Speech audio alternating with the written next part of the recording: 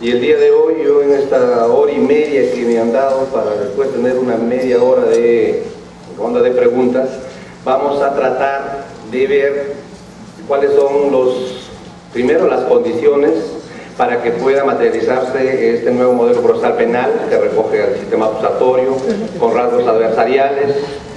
Ahora vamos a ponernos de acuerdo también qué modelo acusatorio con rasgos adversariales sigue el nuevo Código Procesal Penal o el Código Procesal Penal del 2004. Ya no nos vamos a referir al nuevo, sino ya un código del 2004, ya tiene varios añitos. Vamos a ver qué modelo acusatorio recoge este Código Procesal Penal. ¿Será cierto que recoge el modelo acusatorio que afirman los jueces o los magistrados de Trujillo? ¿Será cierto que recoge el modelo acusatorio que recoge los arequipeños? ¿O será el modelo que afirman los cusqueños? ¿O será el modelo que también nosotros estamos implementando aquí en Lima en los sistemas anticorrupción? Fíjense, ahí se dice que estamos ante un modelo acusatorio con rasgos adversariales. Sin embargo, en el Perú ustedes habrán escuchado que hay una serie de modos, formas en las cuales, o por ver las cuales se viene implementando el Código Procesal Penal. Y muchos, aquí vamos a ver, en esta hora y media vamos a ver cómo algunos jueces, por ejemplo, están dejando de aplicar o no están aplicando determinados artículos del Código Procesal Penal porque afirman y sostienen de que lesionan o resienten el sistema acusatorio. A ellos le preguntamos, ¿y a qué sistema acusatorio se refieren? ¿Será el sistema acusatorio chileno, argentino, colombiano, norteamericano, inglés? Fíjense, para empezar vamos a señalar nosotros que vamos a hablar el día de hoy y seguramente en las clases sucesivas de un sistema acusatorio con rasgos adversariales a la peruana. A la peruana. ¿Esto qué significa? Que no es lo mismo el sistema acusatorio con rasgos adversariales del Código del 2004 que el modelo que recoge el Código chileno. No es lo mismo el modelo que recoge el Código peruano que el Código colombiano. Y peor, no es lo mismo este modelo que recoge el Código del 2004 a lo que se practica en Estados Unidos o Inglaterra. Y peor, pues, a lo que se practica en España. Entonces, lo primero, la idea fuerte que quiero dejar esta noche es que nosotros no podemos aplicar nuestro Código Procesal Penal de acuerdo a lo que lo hacen los chilenos o colombianos o los centroamericanos. Y esto debemos dejarlo en claro porque hay muchos magistrados o muchos abogados que se van a Chile, se van a Colombia y vienen con esas modas. Vienen con esa forma de aplicar en Chile o los colombianos vienen a tratar de interpretar nuestro Código Procesal Penal. Y aquel artículo que encuentran en nuestro Código Procesal Penal que lesiona supuestamente esos modelos, por supuesto, algunos jueces lo inaplican. Por supuesto, nosotros los jueces podemos inaplicar una norma procesal, pero para ello tenemos que hacer lo que todos conocemos como control difuso. Sin embargo, se está viendo en el norte especialmente del país que vienen algunos jueces inaplicando algunas normas procesales penales. ¿Esto qué significa? Desconocimiento del principio de legalidad. El doctor San Martín Castro, por ejemplo, y voy a mencionar en varias oportunidades al doctor San Martín Castro porque es considerado, y lo considero así, uno de los procesalistas, o uno de los mejores procesalistas de Latinoamérica. Eso todo el mundo lo reconoce. Y entonces él señala, pues, viendo todas estas diversas formas de aplicar el nuevo Código Procesal Penal, o diversas formas de interpretar el Código Procesal Penal, señala que muchos jueces están dejando de lado el principio de legalidad que debe guiar, debe orientar el trabajo de los abogados, los jueces, los fiscales. Entonces aquí vamos a tratar de un modelo acusatorio con rasgos adversariales a la peruana. Incluso otros dicen un modelo acusatorio con mínimos rasgos adversariales. Fíjense, vamos a ver cómo es que en el Perú, si bien la regla es que las partes son las que ofrecen y actúan la prueba, el Código Procesal del 2004 ha señalado que también el juez, en casos muy excepcionales, puede actuar prueba de oficio. Y por supuesto, algunos jueces no dicen ese artículo no hay que aplicarlo, es inaplicable en el juego. ¿Y por qué? No, porque está reciente el sistema acusatorio. Y la pregunta es, ¿a qué sistema acusatorio? Y ya no saben qué alegar. Bueno, primero entonces vamos a hablar de las condiciones que existen en el Perú, legislativamente hablando. Luego vamos a hablar de los objetivos que persigue este modelo acusatorio con rasgos adversariales a la peruana, y luego vamos a ver cuáles son sus características fundamentales. Y yo creo que con esos tres temas que abordemos el día de hoy, vamos a tener una idea clara, un panorama claro, qué es lo que recoge el Código Procesal Penal. Pero para hacerlo entretenido, yo me gusta moverme, porque si me quedo parado, segurito que yo me duermo y ustedes también. Así que, lamentablemente el colegio todavía no se ha modernizado. Que debiera tener un micro de techo o inalámbrico. Pero en fin. ¿Están bien? ¿No alcanza?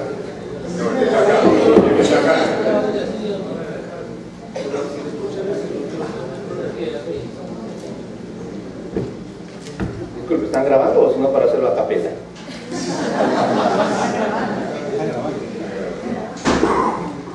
Bueno, entonces vamos a tratar estos tres temas y espero que, aunque yo acostumbro a dar estas clases en la Academia de Magistratura para jueces y fiscales, y la idea es que hacer interactiva esta clase, en el sentido de que ni bien si a ustedes les ocurre una pregunta o un comentario, ustedes pueden levantar la mano y yo les concedo el uso de la palabra para que lo hagan, porque no me gusta que dé una clase magistral de hora y media y al final nos quedemos para el rol de preguntas. Lo que sucede normalmente es que ya cuando dicen preguntas muchos están apurados y se van, y no es provechosa la clase. Entonces yo voy a cambiar esto en el sentido de que vamos a estar hasta las 9 en punto, eso sí. En cualquier momento que ustedes tengan una pregunta, lo hacen y lo vamos a contestar. A ver, eso sí, le vamos a rogar que apaguen los celulares y encarguen que después de las 9 ya están disponibles para atender a todo tipo de consultas. Bueno, siguiente. Vamos a empezar entonces con esta pequeña charla. La idea es, como he empezado así, es que nuestro Código Procesal Penal de 2004 recoge un sistema acusatorio con mínimos rasgos adversariales a la peruana, y vuelvo a insistir a la peruana porque no es igual que la chilena, la colombiana, peor la norteamericana, que la ecuatoriana igual es diferente. Por supuesto, las ideas centrales es que recogemos el sistema acusatorio. Oye, ¿y cómo puedo identificar a este sistema acusatorio? ¿Es difícil? Fíjense, otra idea también, otra recomendación es que el Código Procesal Penal, o mejor, el Derecho Procesal Penal y el Derecho Penal, yo lo entiendo como...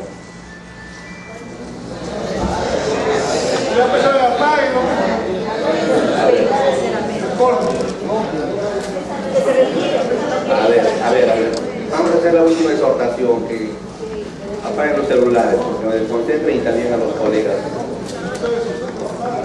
A ver. Bueno, entonces les decía, ¿cómo nosotros podemos identificar al sistema acusatorio? Simple. Es muy sencillo, no es necesario que vengan profesores españoles o profesores argentinos a explicarnos qué significa el sistema acusatorio. Ya nosotros venimos aplicando el sistema acusatorio desde la Constitución del 79, desde la Constitución del 93 y mucho más antes, aplicando los tratados internacionales de derechos humanos.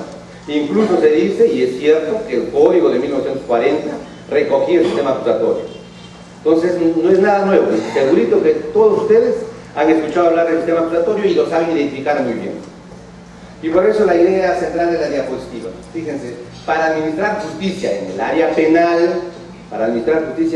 penal, hay que separar, siempre van a intervenir 3 funcionarios con los retiro, o 3 personas con los retiro, o 3 órganos. El primero, el Poder Judicial, por medio de sus jueces, que van a actuar siempre bajo el principio de imparcialidad. Y luego, por el otro lado, tenemos al órgano persecutor del delito, ¿cuál es? El Ministerio Público. Y al frente del Ministerio Público, los abogados, el defensor. Cuando estos tres órganos están separados, se dice que estamos ante un sistema acusatorio. Al contrario, cuando estos órganos están concentrados en un solo órgano, o dos de ellos están concentrados en un solo órgano, se dice que estamos ante un sistema inquisitivo. ¿Cuál es el ejemplo que todavía nosotros conocemos y prevalece? Y lamentablemente lo venimos aplicando aquí en el Perú, el proceso sumario. El proceso sumario se dice que es un proceso netamente inquisitivo. Oiga, ¿por qué? Porque el juez que instruye, el juez que investiga, es el mismo juez sentencia. Fíjense. Entonces, aquí el Código Procesal del 2004 viene a diferenciar estas tres funciones: al Poder Judicial, administrar justicia, al Ministerio Público, que ya existe desde 1981 en el Perú, tiene la función de investigar y luego solicitar pena para la persona que ha cometido delito. Y al frente de él, el abogado defensor, que siempre va a estar actuando bajo el estricto derecho de defensa y el estricto derecho de presunción de inocencia. Fíjense, en el nuevo Código Procesal Penal está totalmente separado esas funciones, por eso se dice que estamos ante un sistema acusatorio. Y eso sí, es cierto que el Código chileno, colombiano, lo tienen aquí, el ecuatoriano, así está establecido. Ahora vamos a ver cómo se desarrolla este modelo acusatorio, y ahí vienen las diferencias enormes. Siguiente, señorita. Vamos a hablar de las condiciones, es decir, ¿qué es lo que se necesita para que el sistema acusatorio funcione? ¿Qué es necesario? Y vamos a ver si lo tenemos nosotros, o todavía es necesario hacer un cambio legislativo, o todavía es necesario hacer alguna reforma legislativa, como algunos tienen. Fíjense, la primera condición para que funcione este sistema acusatorio en el Perú, y tiene que funcionar. Yo soy un entendido, soy un convencido que tiene que funcionar. ¿Saben por qué hasta ahora hay algunas fallas, algunas críticas al sistema? Por el factor hombre, por el factor fiscal, factor juez y factor abogado.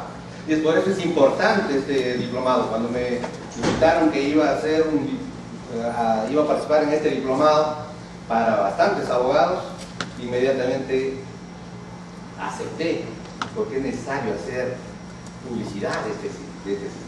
Es necesario que los abogados, los jueces y los fiscales lo entiendan, porque de nosotros depende que esta reforma procesal penal funcione, nadie más.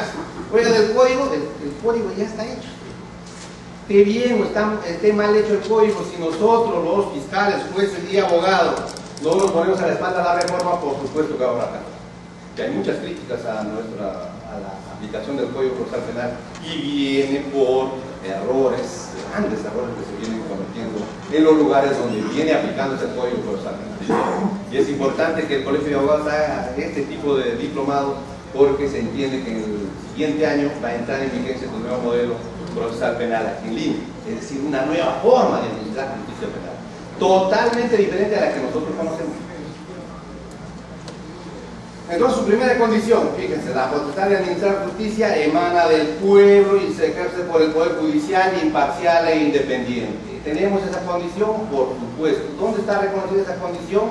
En la Constitución Política del Estado. Muchos dirán, pero doctor, esa Constitución del 93 es espuria, no me gusta. ¿Qué vamos a hacer? Nosotros somos hombres de leyes. En tanto no se cambie esa Constitución, tenemos que interpretarla, entenderla. Entonces, en esa Constitución del año 93 existe esta primera condición, que la potestad de administrar justicia emana del pueblo y se ejerce por medio del Poder Judicial. La pregunta viene, oiga, ¿y los fiscales administran justicia? No, los fiscales apoyan, auxilian, facilitan la labor del juez. Solamente los jueces administran justicia, y por supuesto por medio de sus jueces, bajo el principio de imparcialidad. Pero aquí vamos a en este diplomado, seguramente cuando venga otro profesor a explicarles sobre el juez de garantías o el juez de investigación preparatoria, no vamos a entender esta imparcialidad como al inicio se entendía, de que no debe conocer ningún actual, no debe conocer el caso, para que entre puro, dicen los chilenos o los colombianos, para que entre puro a la audiencia, para que no entre con prejuiciados. Y muchos jueces así han venido haciendo al inicio. Y por supuesto, ¿cómo vas a administrar una audiencia?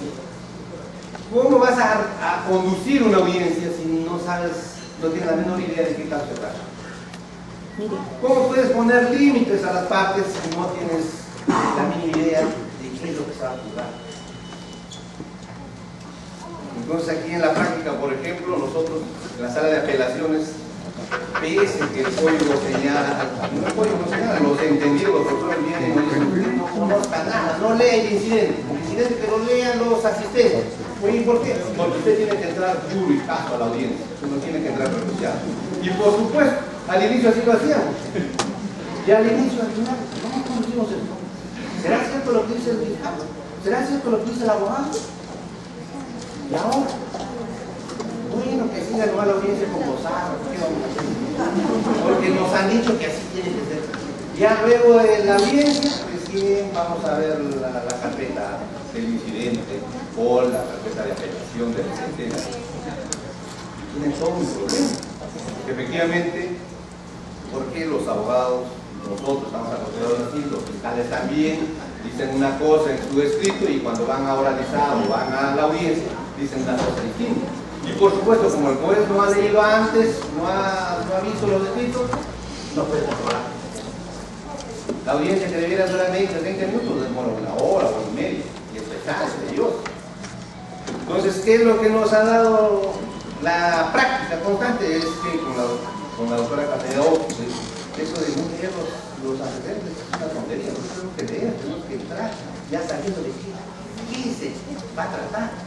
¿Para qué? Para conducir bien la audiencia, para limitar los tiempos al abogado, al fiscal, para que el fiscal no hable otros agravios si eres el apelante, o el abogado si eres el apelante no introduzca otros agravios.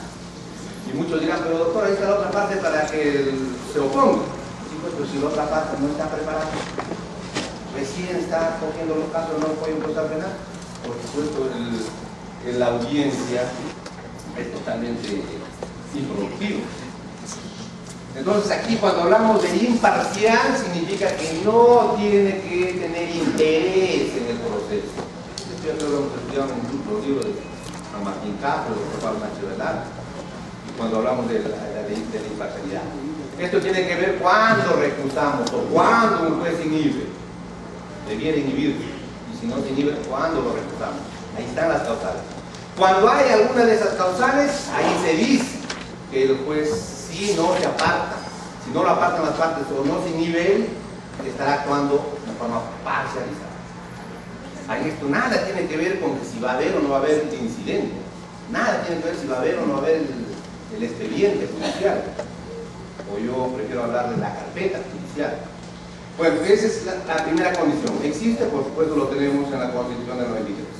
Otra condición, la investigación y acusación está a cargo de un órgano civil autónomo, el Ministerio Público. Oiga, doctor, ¿y esto dónde está? En la Constitución Política del Estado de 1993 y mucho más antes en la Constitución del 79, si a alguno de nosotros nos gusta hablar o referirnos a la Constitución del 79. Allí está la creación del Ministerio Público. Y se señala pues que está encargado de investigar y acusar a aquellas personas que han cometido un delito. Oiga, ¿y eso dónde está? En la artículo 159 de la Constitución Política. ¿Vale?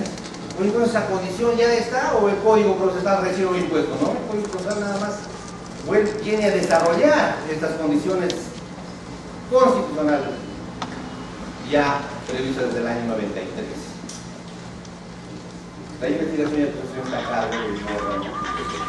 Por eso se dice que ahora, con el nuevo modelo procesal penal, Solamente los fiscales investigan, solamente los fiscales acusan. Claro, un delito perseguido por acción pública, ¿se entiende? Oiga, ¿y el juez podrá investigar? De ninguna manera. ¿El juez podrá acusar? De ninguna manera, ni como excepción no está. Oiga, ¿el abogado podrá investigar? Por supuesto, para defender a su patrocinado. ¿Podrá acusar? De repente a otra persona, pero a su patrocinado en la vida. Pues esa condición está también, fíjense, a nivel constitucional. Siguiente. Otra condición que es necesario para que el sistema acusatorio funcione: el procesado es un sujeto de derecho y no un objeto. Goza de la presunción de inocencia y el del derecho de defensa desde el inicio, desde que es notificado.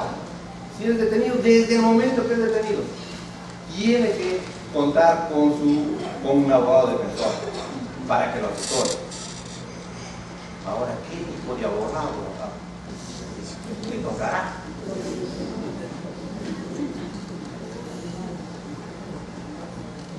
Y esto me lleva a parecer un paréntesis. Aquí no está el abogado de Benza Mesa, ¿no?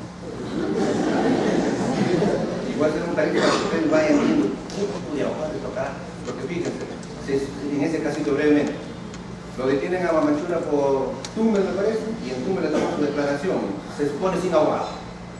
Entonces viene aquí, lo traen a Lima y el abogado de Mamachura, cuando uno pensaba, decía, que se excluye esa declaración porque está sin abogado, esto es ilegal, es ilícito. Va el abogado de Benza Mesa a los medios de comunicación y dice, ¿qué piensa, señor, de lo que está señalando el abogado de Mamachura? No, ¿cómo va a ser posible? Es una declaración legal, tiene que incorporarse al proceso, ya después lo van a valorar. ¿Y en qué decía esa declaración? Le echaba la culpa al internet. Y por esa declaración que el abogado lo aceptó, lo convalidó al inicio, está condenado ahora. Por eso yo digo, ¿qué tipo de abogado le tocará? Bueno, esperemos. ¿Qué tipo de abogado le tocará al procesado? Debiera ser un buen abogado. Fíjense, aquí también seguramente hay muchos buenos abogados de oficio que con la aplicación del nuevo Código Procesal Penal se está viendo que los mejores abogados del nuevo Código Procesal Penal son los defensores de oficio. Pues, ¿por qué será? Porque el Ministerio de Justicia los está preparando, los prepara convenientemente. Cursos sobre el nuevo modelo procesal penal. Y por supuesto, cuando van a las audiencias, están mejor capacitados que los fiscales, incluso que algunos jueces. Entonces, la idea de ustedes también debiera ser eso, es decir, los que se dedican a litigar en el área penal, debiera ser lo mejor para que se traduzca o se materialice esta condición de que el investigado, luego acusado, es un sujeto de derechos, se le reconoce todos sus derechos, pero no basta en reconocerlo. La persona que lo defiende, es decir, ustedes, tienen que estar bien capacitados. Oiga, doctor, ¿y por qué? Usted me dirá, ¿qué? ¿Siempre no ha sido que el investigado es sujeto de derechos? No, en el modelo inquisitivo, ustedes saben mejor que yo, estamos haciendo acto de recordación, de repente para muchos de ustedes, se le consideraba como un objeto. Por eso en el sistema inquisitivo la reina de la prueba es la confesión. Incluso si lograba la confesión, así no haya otro medio probatorio, así no haya otra prueba, con esa sola confesión el juez sentenciado. Punto. ¿Por qué? Porque el investigado o acusado es un objeto de derecho. Con el sistema acusatorio eso cambia totalmente. Tiene derechos, y los principales derechos, los macro principios, es la presunción de inocencia. Se le considera inocente hasta que una sentencia firme y consentida ha sido declarada. Incluso si estamos ante una primera sentencia y ha sido impugnada, igual sigue siendo inocente. Su derecho de defensa, desde el primer momento que lo citan, no lo detiene. Tiene que tener su abogado defensor hasta al final. No puede haber algún momento en que se quede sin defensa. ¿Y esto quién lo va a garantizar el derecho de defensa? Primero el fiscal y luego el juez. ¿Qué juez? El juez de investigación preparatoria primero y luego el juez de juzgamiento. Oye, ¿y por qué al juez le interesa que se materialice el derecho de defensa? Por algo simple. Si en algún momento ese investigado o acusado se queda sin defensa, y esto también tiene que ver con un abogado que no conoce bien el sistema, no sabe alegar, por ejemplo. Si el juez no hace nada al respecto, ese proceso es nulo. ¿Por qué? Porque se ha afectado el derecho de defensa. ¿Esto qué significa? Que no podemos dejar en estado de indefensión al investigado o acusado. Y muchos, por supuesto, dicen, oiga, pero el Código Procesal Penal mucho protege a los delincuentes. Cuando yo escucho eso, si es de los periodistas, por supuesto es aceptado, pero no puede ser de un hombre o mujer de derecho. Y un hombre o mujer de derecho tiene que decir, no es cierto que es para los delincuentes. Es para cualquier persona que comete delito. Oye, ¿y quién puede cometer delito? Todos, incluso nosotros. Dios no quiera. Pero podemos ser clientes de la Dirección de Justicia Penal. Todos, por ejemplo, la mayoría tenemos nuestro carrito, estamos manejando nuestro carrito por acá por la vía de Arequipa y un transeúnte se atraviesa. Y lo atropellamos. O bien queda con lesiones graves o muere. Somos clientes de la Administración de Justicia. Entonces hay que pensar, ¿cómo nos gustaría que nos traten en ese proceso para resolver de la mejor manera? ¿Me entienden? Entonces no es que el nuevo Código Procesal Penal es para los delincuentes, no, es para todos. Para todos. Claro, los que cometen en forma frecuente delitos, ellos van a ser los clientes, vamos a decir, así los clientes, pero no es solamente para ellos, sino para cualquier persona, por nuestros familiares, incluso. Porque esa condición, ¿dónde está prevista? El procesal tiene estos derechos, ¿no? De presunción de inocencia y de derecho de defensa. La Constitución Política está ahí. Otra condición que es necesario, el procedimiento es sustancialmente público, oral y contradictorio. Rige el principio de la igualdad de armas. Esto es fundamental. Oiga, y todos estos principios, estas condiciones, ¿quién lo tiene que materializar? ¿Quién lo tiene que garantizar? Primero el juez de garantía, luego el juez de juzgamiento. Igualdad de armas. ¿Qué significa igualdad de armas? Tener las mismas oportunidades de ataque y defensa, de alegar o oponerse a las alegaciones. Y esto se traduce más en los interrogatorios a los testigos, por ejemplo. Los interrogatorios a los testigos, el que propone, pues, hace el directo, es decir, comienza a interrogar con preguntas abiertas. Y la otra parte, ¿qué va a hacer? La otra parte tiene la oportunidad de contrainterrogar. Oiga, doctor, ¿y cómo se materializa el principio de igualdad de armas? ¿Se materializará realmente cuando el abogado, por ejemplo, contrainterroga? ¿Y qué pasa si no contrainterroga? ¿Se va a materializar el principio de igualdad de armas? Por supuesto. Porque el principio de igualdad de armas no significa que si hay contrainterrogatorio va a haber necesariamente contrainterrogatorio, no. Se materializa cuando el juez le da la oportunidad. El señor fiscal ya terminó. Sí. Señor abogado, ¿va a contrainterrogar? No, señor, no tengo ninguna pregunta. Materializar el principio de igualdad. ¿Por qué? Porque le ha dado la oportunidad para que contrainterrogue. Pero él, de acuerdo a eso, es facultativo, el contrainterrogatorio es facultativo. Va a venir el doctor Meira Flores seguramente en otro módulo que les va a hablar sobre litigación oral. El contrainterrogatorio es facultativo y si dice no, igual. El principio de igualdad de armas está garantizado porque se le ha dado la oportunidad. ¿Entiendes? Entonces,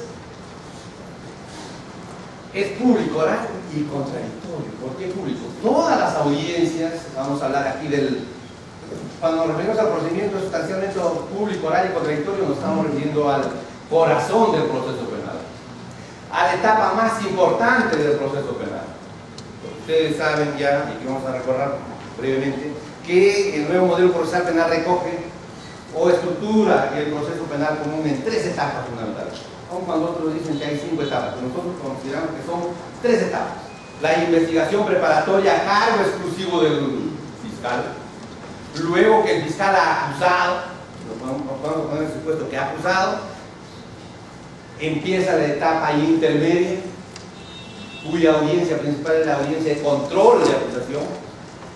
Luego que el juez, luego del debate preliminar producido por el fiscal y el abogado, señala por medio de su auto de enjuiciamiento que hay caso para juicio oral y así lo dispone, el caso pasa a juicio oral y se entiende que el juicio oral es el corazón del proceso penal. Es la etapa más importante. Oiga, ¿por qué? Porque se dice que la investigación preparatoria y la etapa intermedia son actos de preparación del verdadero proceso penal. Y el verdadero proceso penal es el juicio oral, que tiene que ser público, oral y contradictorio. Bueno, ¿y por qué esa es la etapa más importante? Porque allí se materializan todos los principios que conocemos o que nos han enseñado el derecho procesal penal moderno. Todos los principios. Oiga, en las otras etapas no se materializan los principios en su totalidad, no, en forma restringida. El Tribunal Constitucional que hay de acuerdo a la naturaleza del procedimiento. ¿Esto qué significa?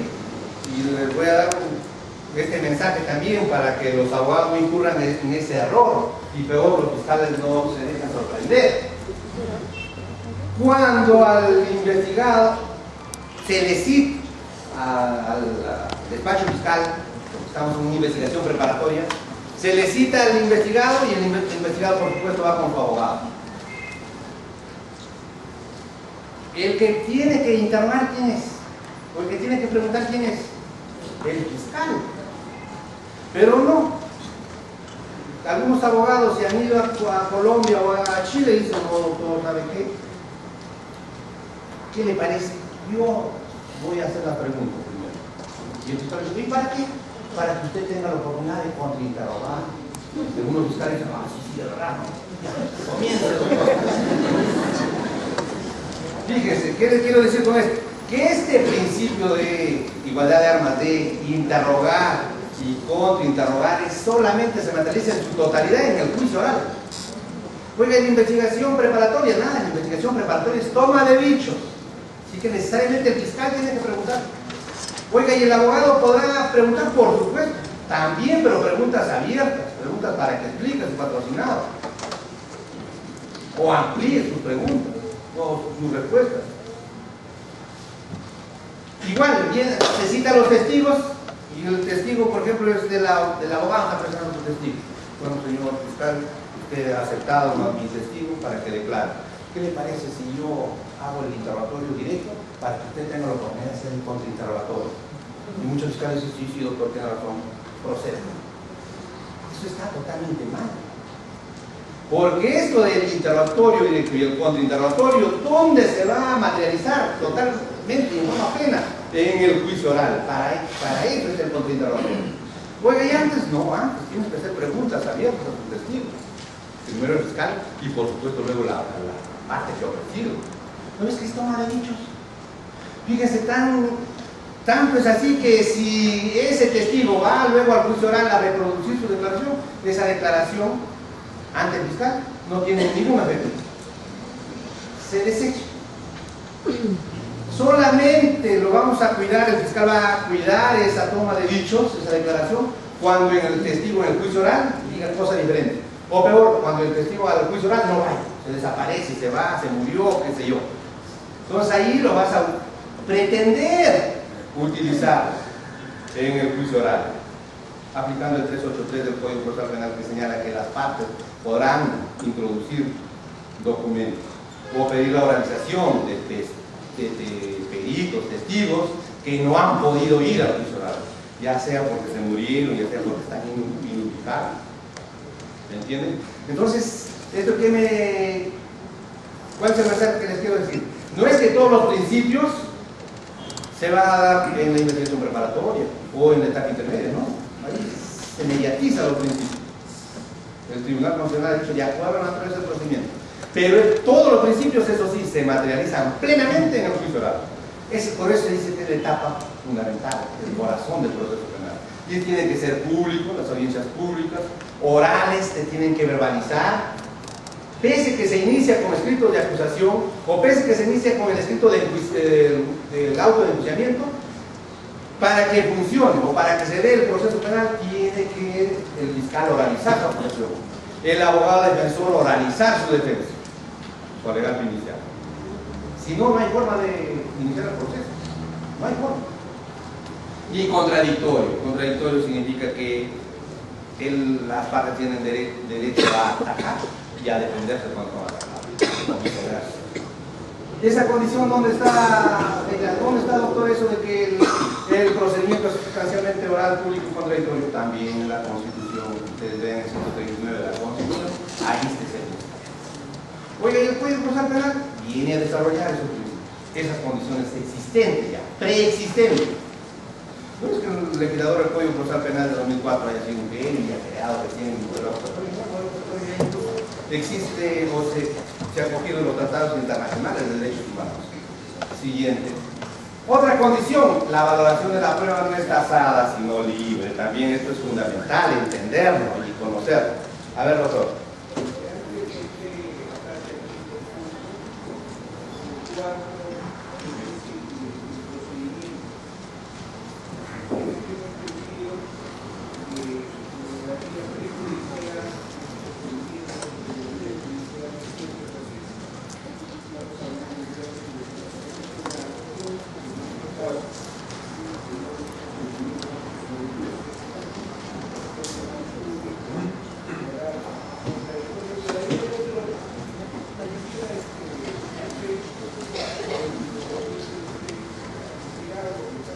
A ver, póngase de pie y en voz alta para que todos escuchemos, ¿sabes? ¿Qué es lo que desea hacer un comentario? Silencio, señores.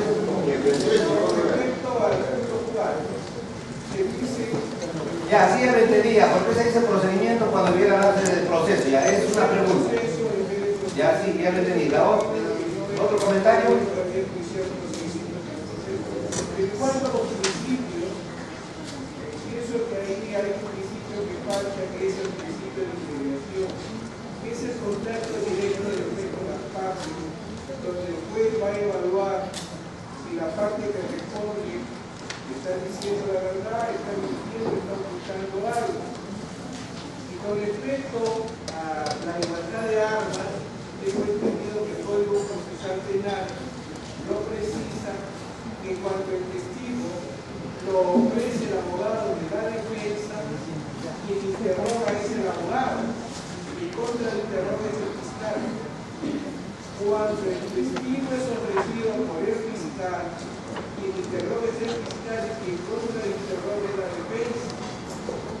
De manera que eso es bueno precisar. Por eso está presente en el Código Procesal Penal claro. De modo que el abogado de la defensa también tiene la oportunidad de ofrecer medios de prueba que a veces son aceptados en primera instancia y también en segunda instancia. ¿Por qué? Porque las salas de apelación tienen limitación para valorar la prueba personal. O sea, la declaración del imputado y la declaración de los testigos que lo valora en primera instancia no puede dar un valor diferente en segunda instancia, salvo que está pedido, como dice el código, si es que ofrece una nueva prueba que pueda contradecir a la que ya fue actual. Buenas dudas. Ya. Suficiente, doctor, ya. Completo.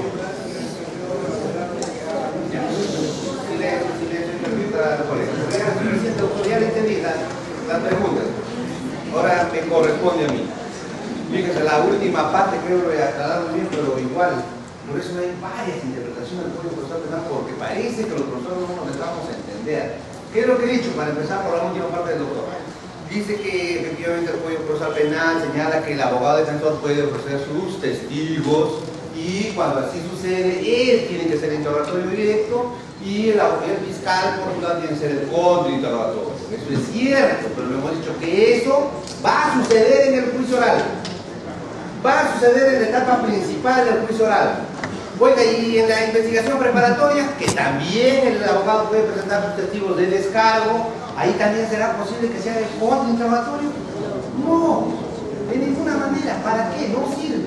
Ahí lo único que queremos es que el testigo nos relate qué ha visto, cómo estuvo en el lugar. Y luego el abogado defensor, si dice lo contrario, le hará preguntas para que diga lo ha visto, pero preguntas abiertas. Esto del interrogatorio y contrainterrogatorio, vuelvo a insistir, es para el juicio oral. Y yo me refiero a ello para hacerles entender que en el juicio oral es donde se materializan todos los principios en su plenitud. Y en las otras etapas que son de preparación del verdadero proceso penal, los principios inmediatistas se recortan. Oiga, y esto es porque usted lo dice, no, el Tribunal Constitucional ya lo ha reconocido así. Que los principios, si bien es cierto, todos los principios son aplicables en todo el proceso penal, señala, se aplicarán de acuerdo a la naturaleza del procedimiento. ¿Esto es el interrogatorio y el contrainterrogatorio? No es necesario en la etapa de investigación preparatoria. Eso se va a materializar. Cuando el abogado diga, doctor, es mi testigo, yo voy a interrogar para que usted pueda contrainterrogar, el fiscal que tiene que decirle, señor, esto todavía, pues esperemos para que el caso pase a juicio oral, ahí sí usted va a hacer su interrogatorio directo y yo voy a hacer el contrainterrogatorio. Pero ahora no es necesario, no sirve. Oye, doctor, ¿y por qué no sirve? No sirve, señor, porque no está el juez. Y no sirve también porque esa declaración, señor, no va a tener ningún efecto si el testigo va al juicio oral y se realiza el interrogatorio y contrainterrogatorio. Oye, esa declaración, el fiscal lo desechará, lo tendrá en su carpeta y nunca más sabremos de esa declaración. ¿Entiende? Eso por un lado. Y por otro lado, el doctor dice, ¿por qué se habla de procedimiento y por qué no de proceso?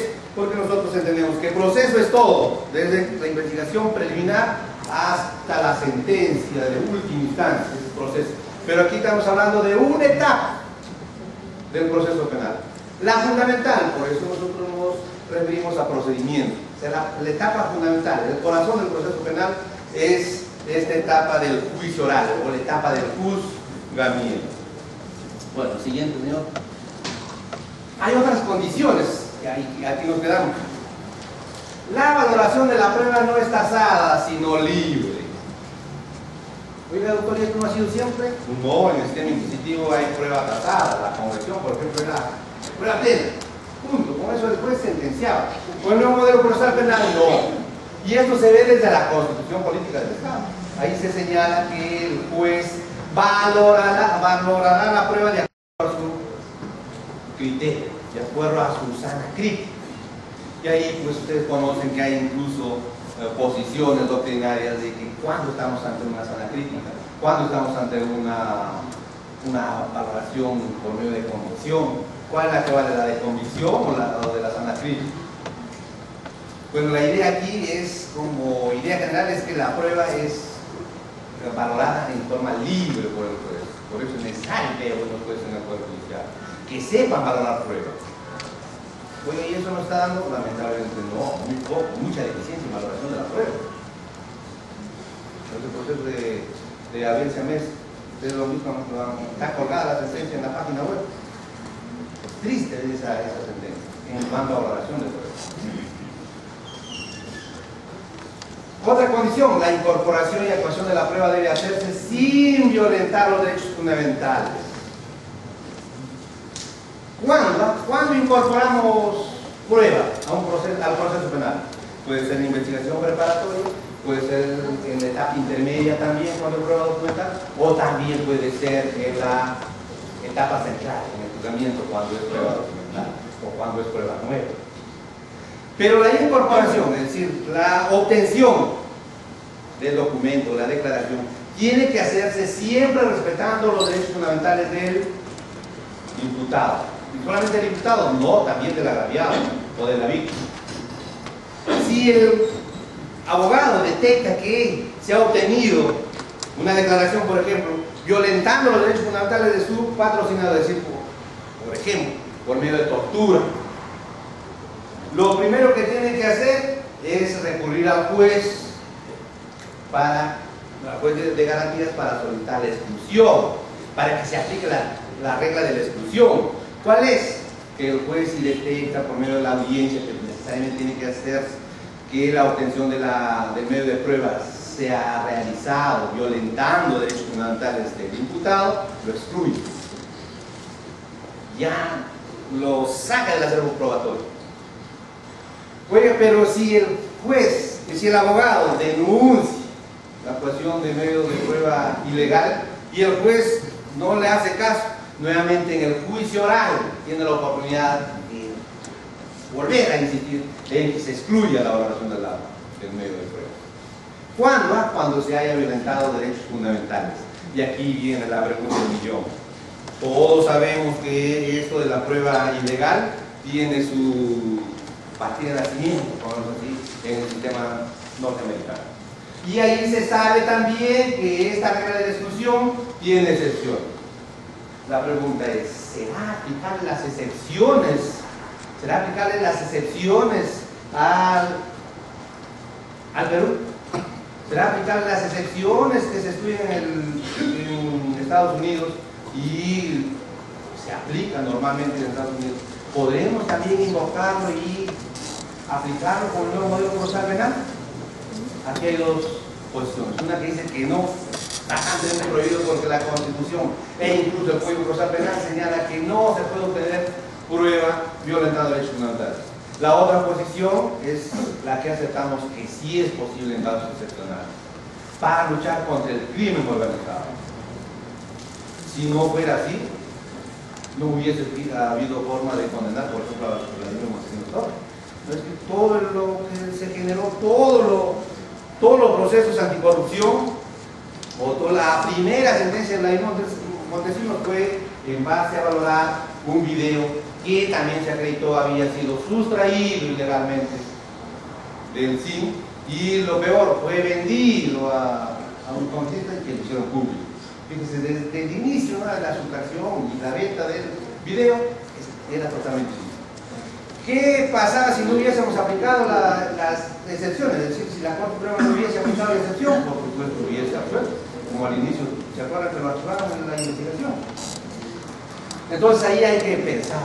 Nosotros, por ejemplo, somos de la cuestión y quizá haya una otra fecha donde podamos discutir y sentar nuestra posición sobre esto de la regla de la exclusión. Y Roxin, por ejemplo, en su libro cuenta una historia para sustentar esta excepción de la ponderación de intereses. Dice que un buen día un niño de 2 años desaparece en una plaza pública.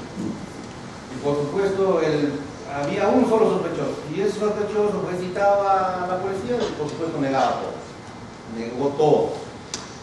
Pero sigue la investigación por 2 días o 3 y igual no había más sospechosos. Con la policía nuevamente hace conocer al único que había, la persona que supuestamente lo vio por última vez a este menor, va a seguir a la policía, a la estación policial.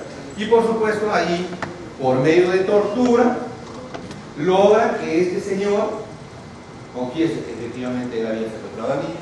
Incluso él indicó dónde estaba el niño. Y por supuesto la policía va y rescatan al niño en estado totalmente de inanición. Un día más, seguro el niño ya hubiese dejado de existir. Y rescatan al niño. Y por supuesto le hacen todo un proceso penal y el abogado del defensor, pues, que conoció la forma como había obtenido la policía esta información, denuncia por el proyecto. Sí, doctor. Los actos de corrupción. Déjenme terminar con el ejemplo y después ya. Y entonces ahí viene el problema cuando el abogado cuestiona y cuenta y estaba acreditado, incluso los policías van al juicio oral y señalan así posteriormente que habían aplicado un poco la fuerza para salvar al niño, porque tenían plena confianza o plena convicción de que efectivamente él sabía, como así sucedió. Si dejaba un día más el niño hubiese muerto. Entonces los jueces ven ese problema. ¿Qué hacemos? ¿Aprobemos o condenamos? Y ahí aparece esta excepción de la ponderación de intereses, y estos jueces alemanes, por ejemplo, aplican la ponderación de intereses y sentencian esta razón. Fíjense, por medio de prueba legal, todas luces ilegales. Sí, doctor, ahora.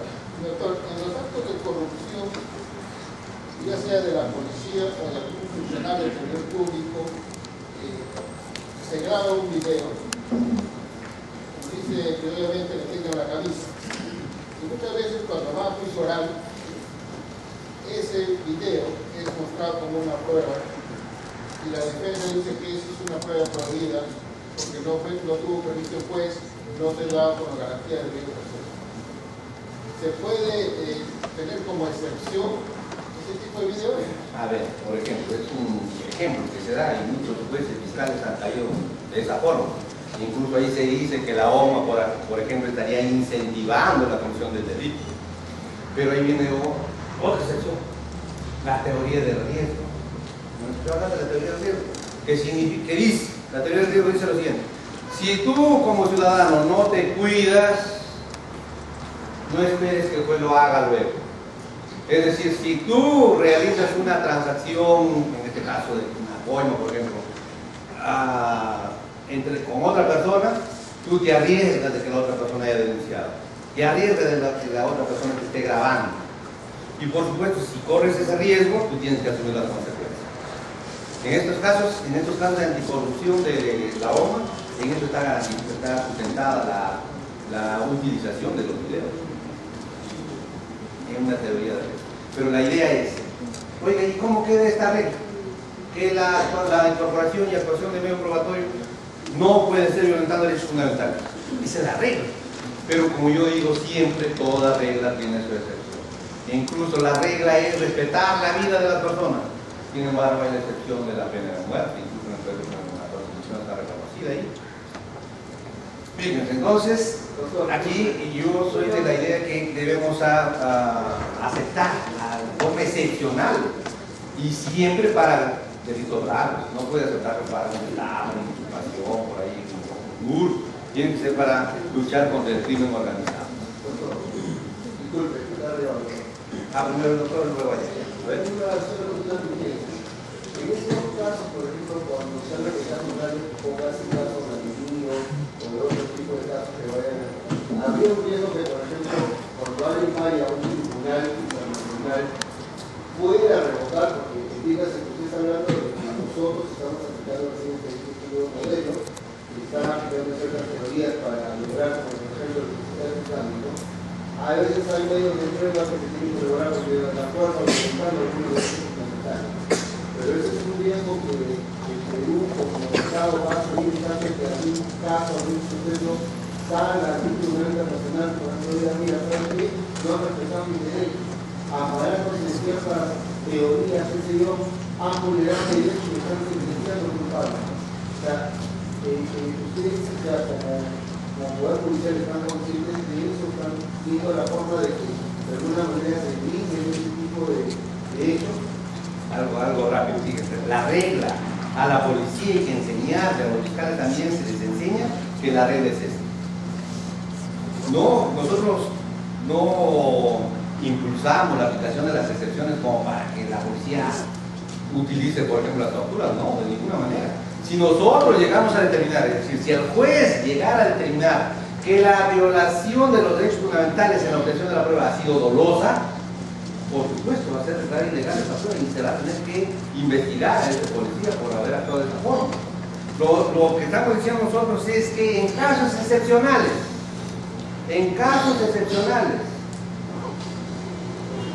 se puede echar mano de las excepciones. ¿Qué excepciones, doctor? Las creadas o las ya incluso de aplicación. El Tribunal Europeo de Derechos Humanos lo aplica. Claro, somos muy excepcionales. La Corte Interamericana de Derechos Humanos no tengo noticias que lo haya aplicado porque no ha tenido casos parecidos. Pero en el Perú, la Corte Suprema lo ha aplicado. Recordarán en este caso de Torres Calla, por ejemplo. Torres Calla, ¿cuál es el caso? Que él tiene un congresista de Puno.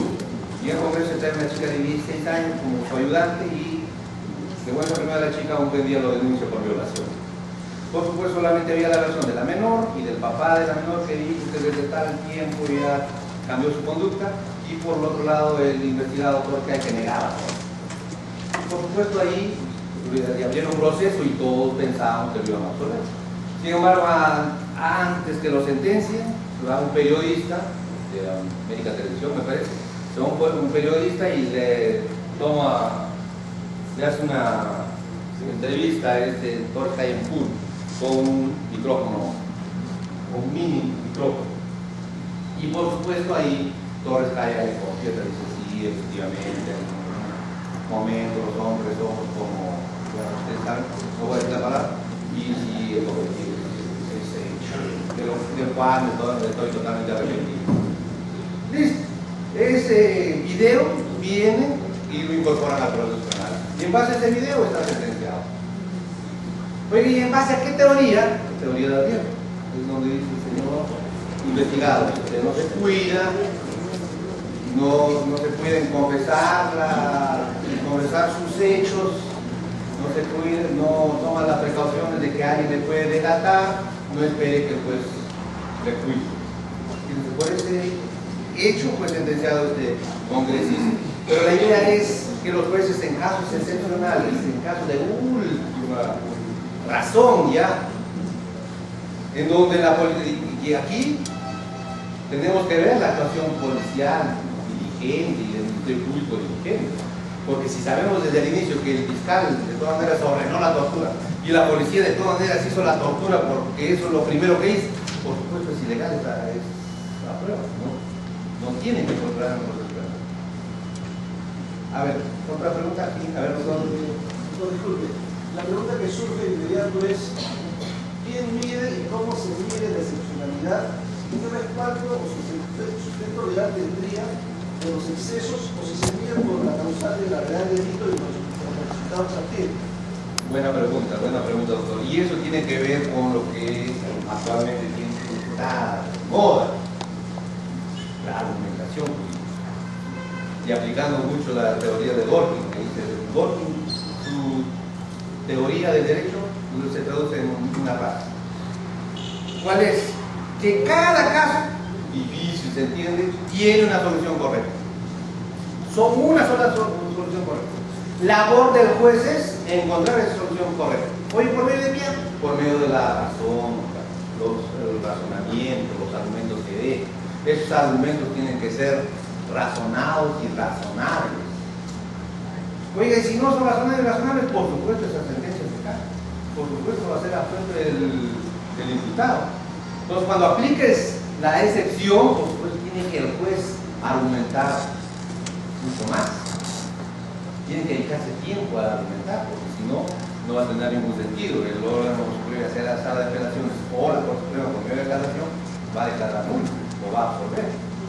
¿Entienden? Entonces, ¿de quién depende eso? Del juez y luego del razonamiento que exprese en su sentencia.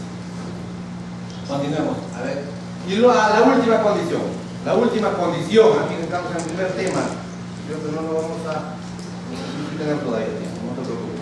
El fallo se emite después de producir el debate, ya sea absolviendo o condenando. Siempre el fallo, para condenar especialmente, tiene que hacerse luego de un debate contradictorio, oral, público, bajo el principio de impugnación. Siempre.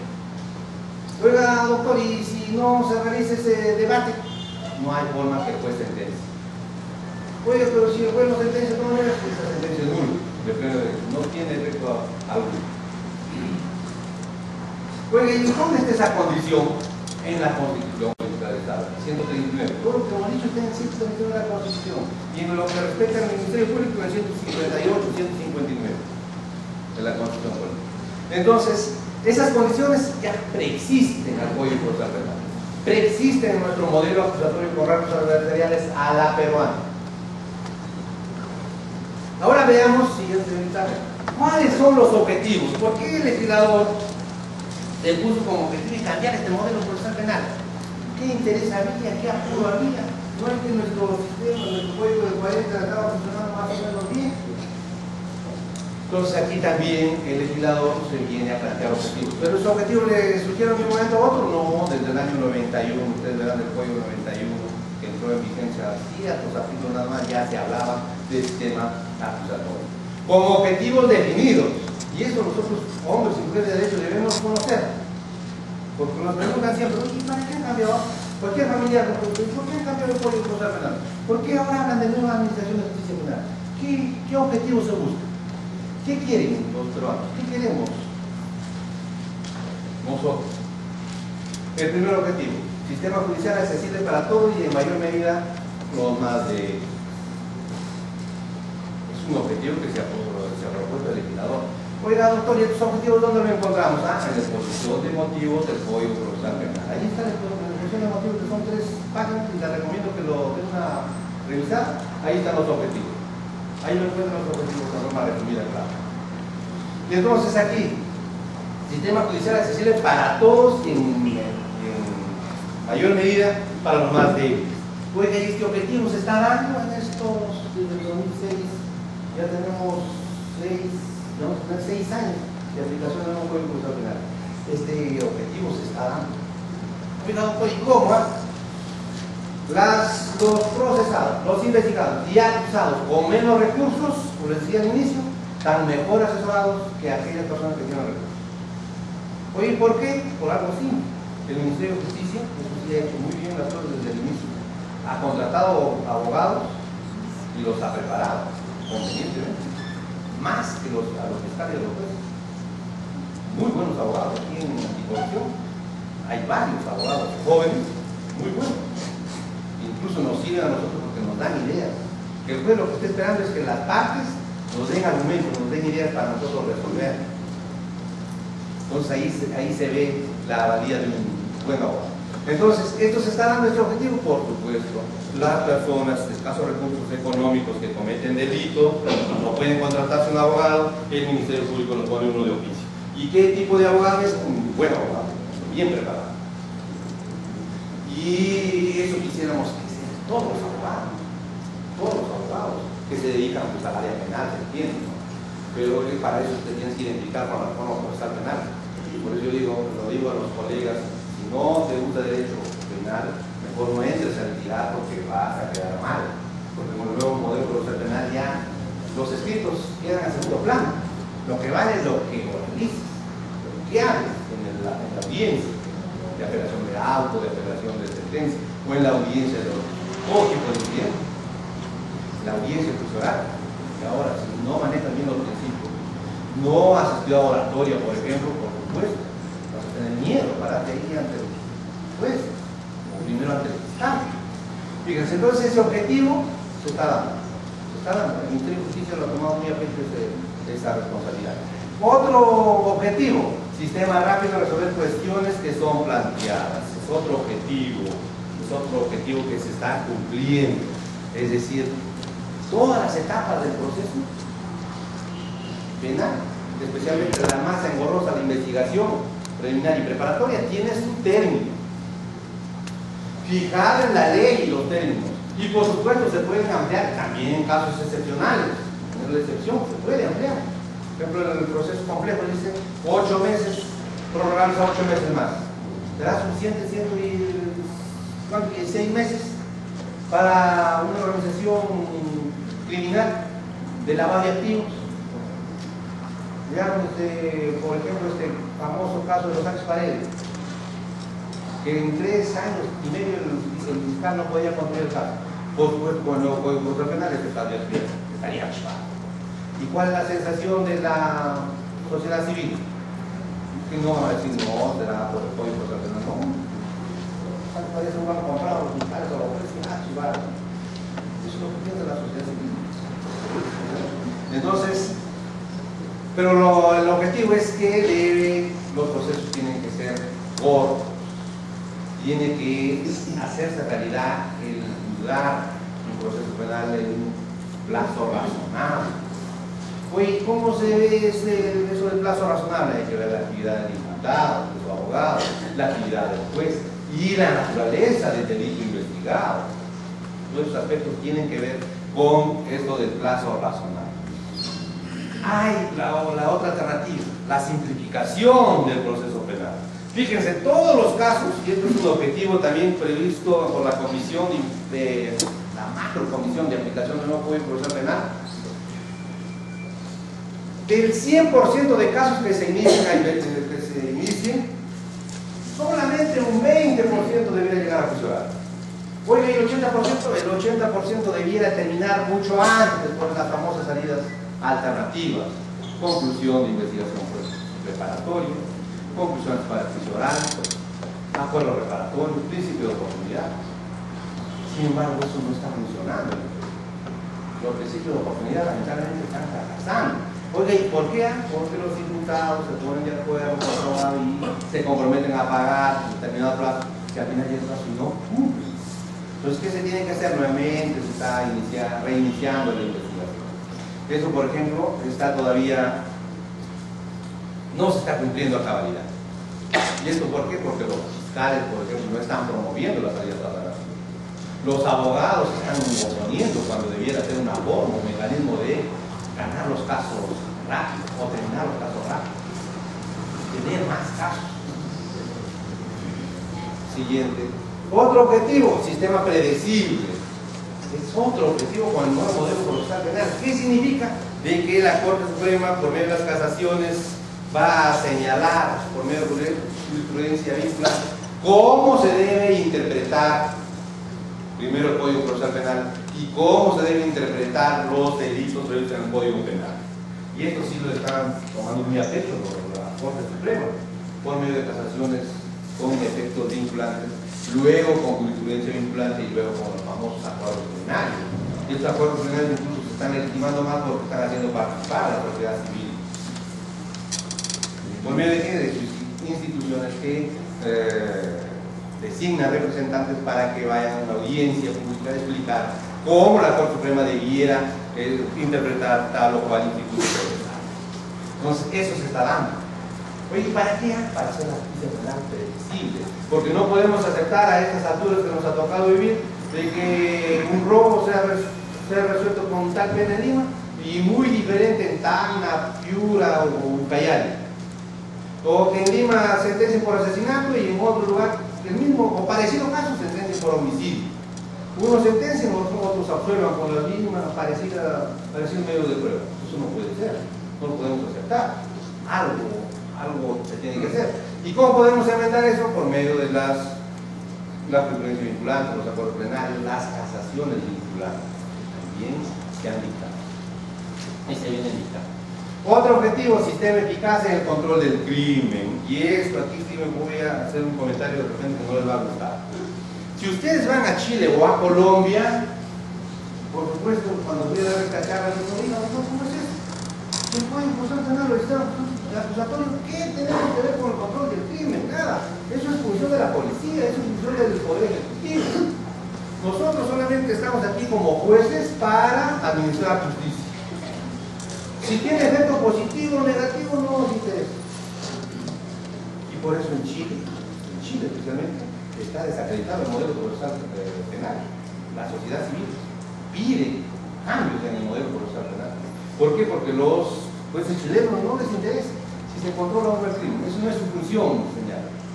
No es función, y lo dicen, ¿no? Y nosotros como ciudad pasantía no dicen, ¿por qué se preocupan de ese detalle? Eso es función de la policía, eso es función del Poder Ejecutivo. Nosotros nada tenemos que ver con el control del crimen. Y nosotros le decimos, ¿cómo no va a ser, señor? Usted pone penas efectivas, pone penas drásticas, de todas maneras, y penas rápidas. De todas maneras, que la persona que comete delitos de forma frecuente, ¿se entiende? Lo va a pensar dos veces. Se va a abstener. No es que no le es muy rentable. Por ejemplo, los primeros casos en Guaral, Guau, se trata de que había muchos carteristas en los mercados. Se sustraen los 50 soles de la ama de casa y eventualmente la policía los detiene y lo llevan a la comisaría. En la comisaría ya compadre para quitar el título por medio. ¿Te parece? ¿Cuánto has sustraído? 50 soles. Pero la ama de casa dice, no, 200 soles. Ya devuelve los 200 soles y 100 soles más para la reparación civil y a saber el problema. Está bien, por supuesto. Y por supuesto la familia hace polladas, lo que sea, para que el familiar salga de la casa. Entonces esas personas 2 o 3 veces van así, de esa forma, como rápido son sancionados, comienzan a pensar dos veces. Y se pensó, o se decía que al inicio esas personas estaban cambiando de lugar para contar. O sea, ¿hay efecto en el control del crimen? Por supuesto, controla, no es que vamos a terminar con el crimen. Y Dios no quiere que se termine, porque si no, muchos abogados vamos a quedar sin trabajo. Pero el objetivo es controlar, minimizar. Otro objetivo que se busca con el nuevo modelo acusatorio garantista, vuelvo a insistir, a la peruana. Sistema que privilegia el respeto a las garantías judiciales e individuales, pero no solo del imputado, sino de la víctima. La víctima siempre con el Código 40 ha estado olvidada. La víctima lo más lo utilizaban para que vaya a declarar y sea testigo de excepción o testigo presencial. Y se dictaba la sentencia, la víctima nunca cobraba. Era difícil cobrar. Con el nuevo modelo procesal penal, la víctima, como agraviado, así no se constituye parte civil, tiene derecho de participar en el juicio oral. Tiene derecho de que cuando vaya el juez le explique, le dé razón del caso. Mucho más si se constituye en parte civil, tiene participación activa en el proceso penal. Y por supuesto, si la sentencia se da y le dan una reparación civil, hay otras formas de ejecutar la reparación civil. Y es más rápido el proceso. Por ejemplo, tenemos en la sala de apelaciones un caso famoso de anticorrupción, caso de Emblemac, que en el sistema antiguo se demoraba 3, 4 años en sentenciar, en llegar a sala. Ahora han pasado 9 meses y lo han sentenciado. Y ahorita ya están en apelación en segunda instancia. Fíjense, un año, al año va a terminar ese proceso. Sentenciar con sentencia firme. Fíjense. Entonces, la víctima, por supuesto, ve sus expectativas patrimoniales más protegidas, tiene más esperanza de cobrar. Entonces, una persona tiene más esperanza de cobrar de aquí a un año, meses o un año, que a 3, 4 o 5 años. Y ya 5 años ya la víctima ya se dedica a otra cosa y no a perseguir el pago. Fíjense. Entonces, la víctima ha sido reconocida o es reconocida en el nuevo modelo procesal y se está dando, se está materializando ese objetivo. Otro objetivo, sistema eficaz en la gestión administrativa. También el Código Procesal Penal establece una forma de administrar justicia penal que para hacerlo realidad se tiene y se tuvo que cambiar la forma de los despachos, tanto fiscales como judiciales. Y se echó mano del sistema corporativo. Y eso sí, ¿de dónde hemos cogido el sistema corporativo? Hablando a nivel administrativo, eso sí de los chilenos. Pero yo recomiendo, cuando vayamos a hacer pasantías a Chile, a los juzgados hay que ver cómo se han organizado, qué tipo de salas tienen. Eso sí hay que imitarlo y está bien que lo hayamos imitado, pero no en la aplicación del proceso penal. Tienen otras reglas diferentes, muy diferentes a la nuestra. Entonces aquí tenemos sistemas corporativos. Los fiscales ya trabajan en grupo, no solo uno, en grupo. Pues no es la idea, no sé si estarán más actuados o no, pero tienen que trabajar en grupo. Los jueces también. ¿Cuál es el lugar donde el juez trabaja con el modelo acusatorio? ¿Será en su despacho? No, se dice en la sala de audiencias. Solamente la sala de audiencias es su lugar de trabajo, que debiera estar atento para escuchar la audiencia y estar en la capacidad de resolver inmediatamente con el resultado de la paz, con oral. ¿Se está haciendo? Se está haciendo, con algunas limitaciones, pero se están haciendo. Y por supuesto los despachos, una cosa es por ejemplo, el Poder Judicial, una cosa es el despacho judicial, la labor del juez, y otra muy diferente, la labor administrativa, que está a cargo de un administrador. El juez ya no se dedica a ver cuestiones administrativas o cuestiones de personal. El juez solamente está para estar en las audiencias y resolver. Y la cuestión administrativa lo maneja ya un administrador de módulos. Siguiente. Y otro objetivo, sistema que controle la corrupción tanto interna como externa. Fíjense, que controle. No vayan a malentender el sentido, y los doctores también piensan que con el nuevo Código Procesal Penal se va a terminar la corrupción. Quisieran, es un objetivo interno mío, pero es tan difícil, porque se dice que en los países más desarrollados, por ejemplo, la corrupción campea. Entonces, lo que se busca con el nuevo modelo procesal penal es limitar los actos de corrupción, limitar los casos de cultivo de actos de corrupción. Y de corrupción no me refiero a que estén obteniendo dinero siempre, ¿no? Sino cualquier otro tipo de ventaja, son corruptelas. Entonces, con el nuevo modelo procesal penal eso se limita. Oye, ¿cómo se limita? Doctor, un ejemplo.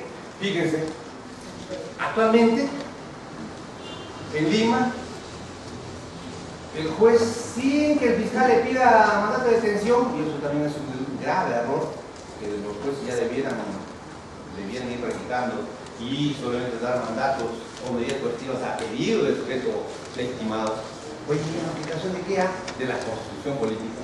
Bueno, pero aquí en Lima todavía el fiscal no ha pedido un mandato de detención, pero el juez, en su auto instrucción, dictan la medida coercitiva de detención de Juancito Pérez. Juancito Pérez se va a forma primarista a la corte.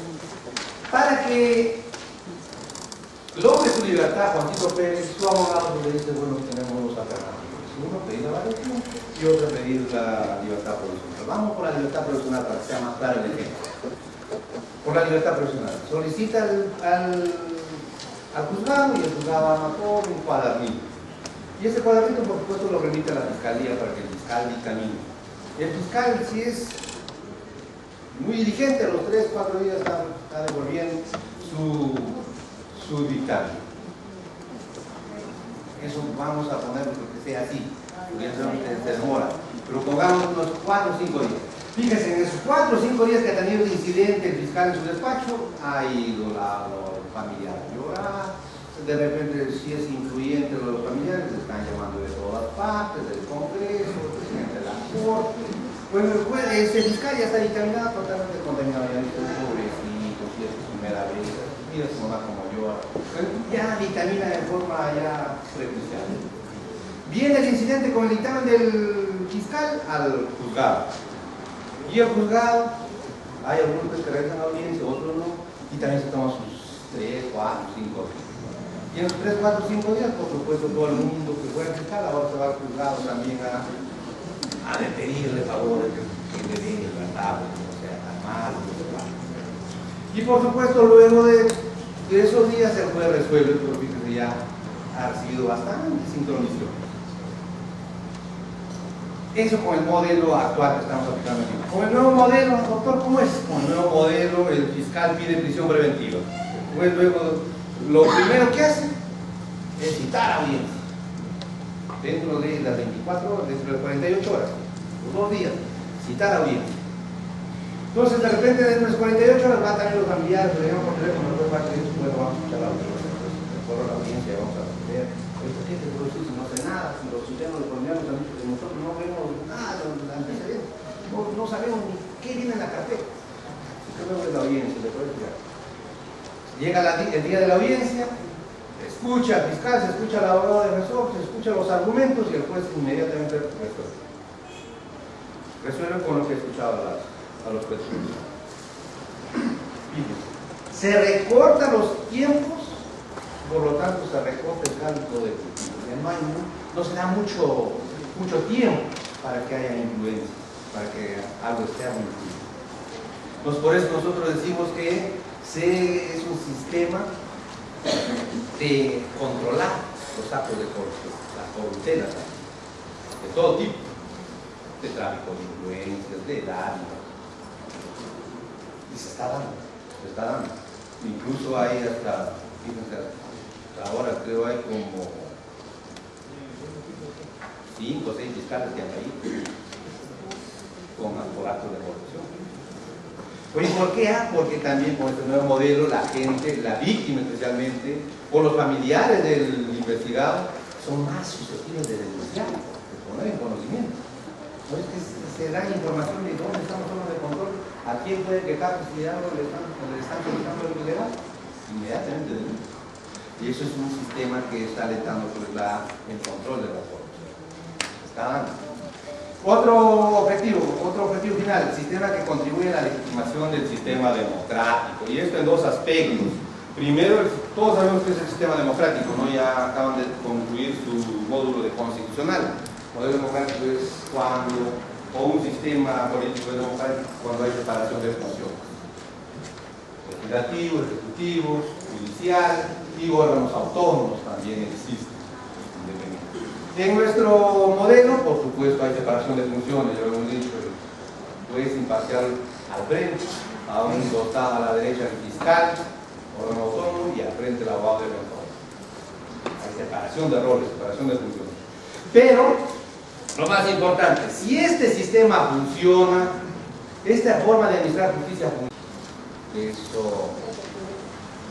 eso debe quedar clarísimo. Primero, iniciativa de parte. Eso me hace recordar el proceso civil, dirán muchos de ustedes. Iniciativa de parte. Solamente al Ministerio Público o a la Fiscalía está reservada la potestad de afirmar los hechos. Es decir, los hechos que se van a atribuir al imputado, luego al acusado, los hechos que van a ser objeto de juicio oral. Solamente el Ministerio Público tiene esa función. Y luego también solamente el Ministerio Público le está reservado decir quién es el imputado.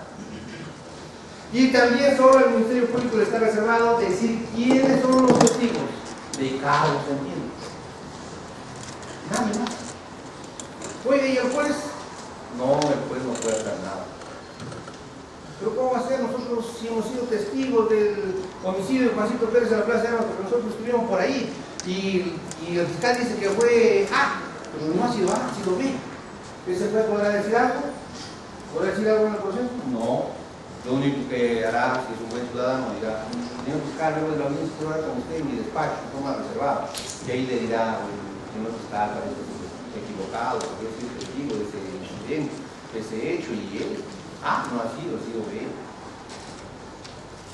¿Entienden? Entonces aquí, a iniciativa de paz, los procesos penales se inician solo a petición del sujeto legitimado, que es el Ministerio Público.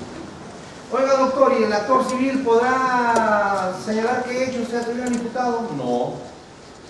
¿Podrá decir quién es el imputado? Claro, cuando se convierte en testigo, que es inicial. Pero tendrá que cometer al fiscal. Pero aquí el que dice qué hecho se atribuye al imputado. ¿Quién es el imputado? ¿Quién es la víctima? ¿Quién es los testigos? El fiscal. Nadie más. Oiga, doctor, ¿y habrá alguna excepción a esta regla? No, no hay. Entonces, iniciativa de parte. Luego, iniciativa probatoria de parte. ¿Esto qué significa? Que las partes, los sujetos procesales, que es el Ministerio Público por un lado, el abogado defensor, son los que van a aportar los medios probatorios. Y lo más importante, son los que van a actuar en el medio probatorio en el juicio oral. Fíjense esto que debe quedar claro. El fiscal ofrece sus medios probatorios en la etapa preliminar de la etapa intermedia, o al inicio del juicio oral también puede ofrecer probablemente. El juez lo que va a hacer es va a admitirlo para que se actúe en el juicio oral. Y luego se dice: oye, ¿y quién lo va a actuar en el juicio oral? Y muchos dicen: el juez, no es que ya lo admitió. No, el que lo actúa es la parte que ofrece. Ellos actúan. ¿Ante quién? Ante el juez, para mantener el principio de inmediación. ¿Y el juez qué hace, doctor? El juez modula el debate, modera el debate, y luego va captando lo que dicen la información que dan los testigos, los peritos, los documentos, y luego sentencia. Pues la lectura de documentos. ¿Quién tiene que solicitarlo? Las partes. Fíjense, toda esa iniciativa, la iniciativa probatoria de parte, pero esta regla sí tiene una excepción. ¿Cuál es la excepción? La actuación de prueba de oficio. ¿Y cómo se materializa la excepción? Porque nos dicen: doctor, ¿se puede generalizar esta excepción? Así como estaba, por ejemplo, en el sistema anticorrupción, hay casos, tanto el fiscal está mal, como el abogado del juzgado está mal. No ofrece los medios probatorios el fiscal, no ofrece los medios probatorios el abogado del juzgado. Y nosotros como jueces, ¿y ahora qué hacemos? Y de verdad, ¿qué hacemos? Por supuesto, si aplicamos a rajatabla esto de iniciativa probatoria de parte, el procesado termina absuelto.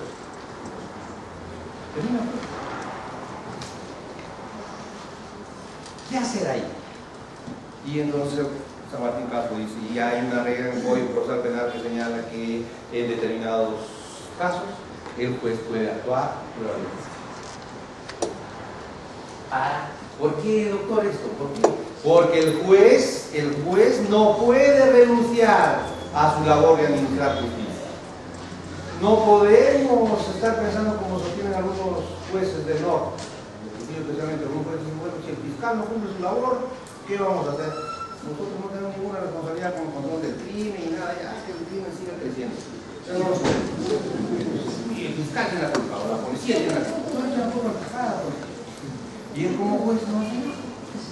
Entonces, ¿por qué? Porque ellos tienen un modelo acusatorio tipo Estados Unidos. Una acusatoria radical. ¿Entiende? Entonces, pero ¿cuál es el supuesto para que el juez actúe en prueba de oficio?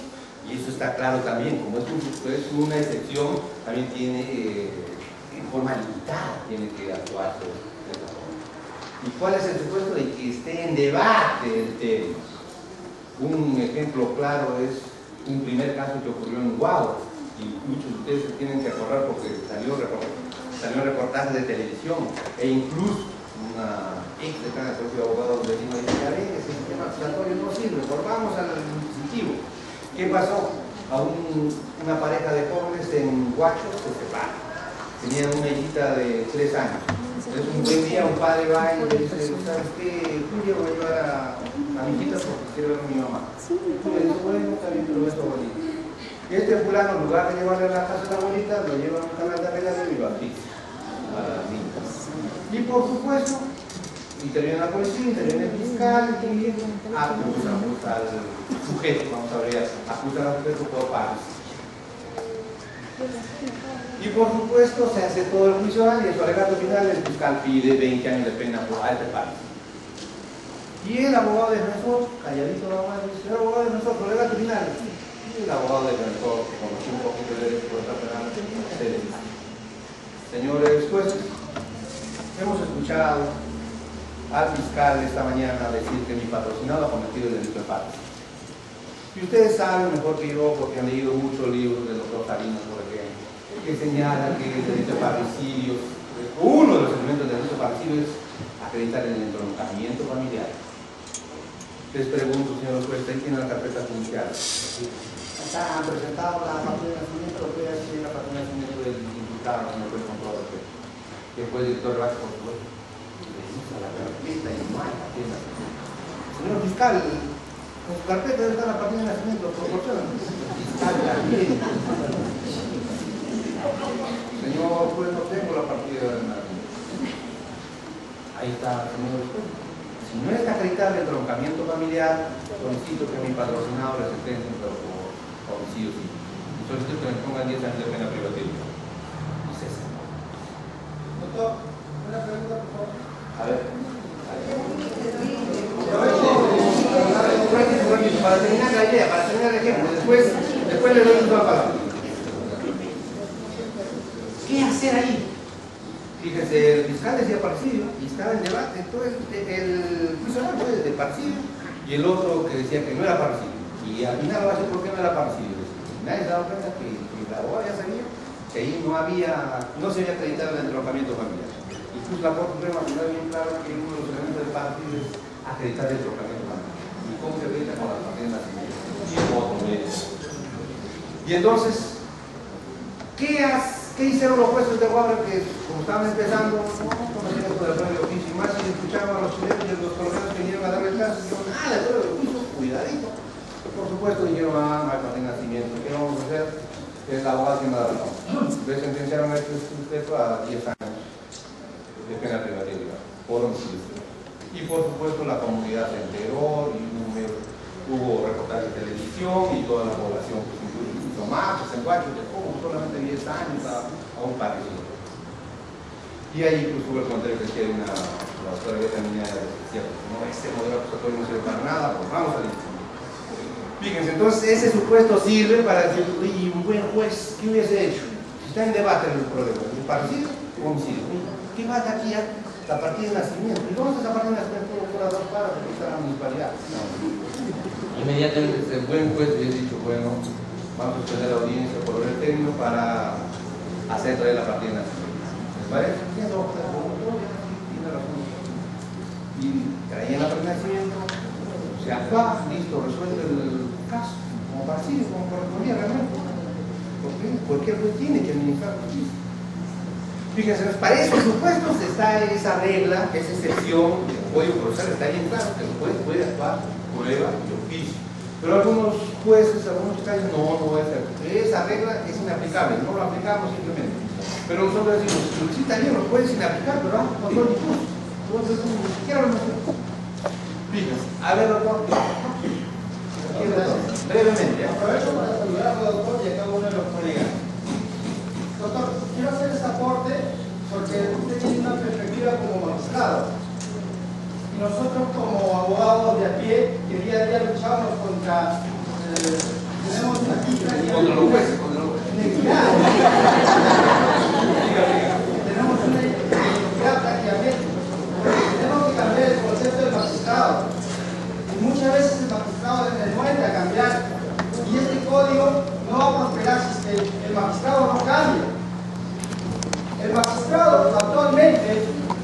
uno de los que acusa, en las cuales nosotros tenemos que luchar con él.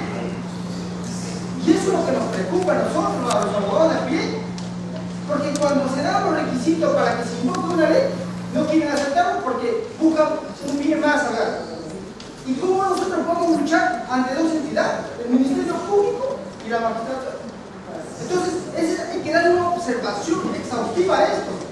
Yo lo comprendo a usted, doctor, cuando usted narra los ejemplos.